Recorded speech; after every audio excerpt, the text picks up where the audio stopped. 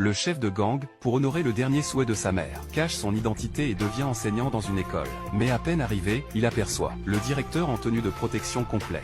Il se demande pourquoi l'homme n'a pris aucune mesure de sécurité. Il découvre alors que la classe où il doit enseigner est surnommée le champ de ruines de l'éducation. Elle est remplie de jeunes issus de familles riches et influentes. Aucun enseignant n'a réussi à tenir plus d'une semaine avec eux, alors que le directeur donnait des conseils à l'homme. Un professeur au visage tuméfié sortit en trébuchant de son bureau. Le directeur, pris de panique, courut plus vite qu'un lapin. En voyant cette scène, l'homme fut immédiatement intrigué. Il se dirigea rapidement vers la salle de classe. Mais à peine était-il monté sur l'estrade, un étudiant a lancé une raquette vers l'homme. L'homme l'a simplement fait voler d'un geste léger. La raquette s'est plantée dans le tableau à une vitesse de 300 miles à l'heure. Cette scène a laissé les étudiants présents bouche bée, et ils se sont immédiatement calmés. L'homme a ensuite commencé son cours. Mais en se retournant, il a remarqué qu'aucun étudiant n'écoutait. Il a alors frappé légèrement sur le bureau. Mes chers élèves, les cheveux noirs ignorent l'importance d'étudier tôt. Les cheveux blancs regrettent d'avoir appris trop tard. Monte immédiatement sur scène. Il parle de son idole, le grand chef mafieux. On dit qu'il n'a jamais étudié. Et pourtant, il commande vent et marée. Il est riche comme un pays. Ce qu'il ignore,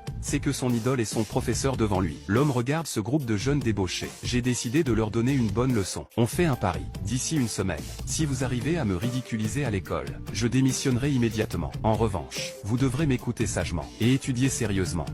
Professeur, c'est vous qui l'avez dit. À ce moment-là, ne nous reprochez pas d'y aller sans retenue. Si vous vous blessez, ne nous en voulez pas, bien sûr, tant que vous pouvez le faire. Je reconnais tout. Le lendemain, en un clin d'œil, les élèves ont délibérément placé un pot de farine sur la porte de la salle de classe, attendant que l'homme entre pour tirer immédiatement la corde. Alors que les élèves s'attendaient avec impatience à ce que la farine tombe sur l'homme. À leur grande surprise, la seconde suivante, l'homme a sorti un parapluie. La farine est immédiatement tombée sur les élèves du premier rang. Voyant que ce plan n'avait pas réussi, ils en profitèrent, juste après que l'homme eut terminé son cours et s'assit. Tous prirent des objets et les lui lancèrent. Mais l'homme resta imperturbable. Il prit le parapluie à côté de lui, et le brandit négligemment. Les objets lancés rebondirent tous en arrière. Je me rends compte que ça ne fonctionne toujours pas. Le gars aux cheveux violets s'avance à nouveau. Il dit que le banc sur lequel l'homme est assis a été enduit de colle forte, juste au moment où il affiche un air triomphant. Comment est-ce possible? Il n'est pas assis sur la chaise. Comment a-t-il fait ça? Qu'est-ce que tu veux faire? Bien sûr, c'est pour que tu puisses bien ressentir ton chef-d'œuvre. Ne t'approche pas.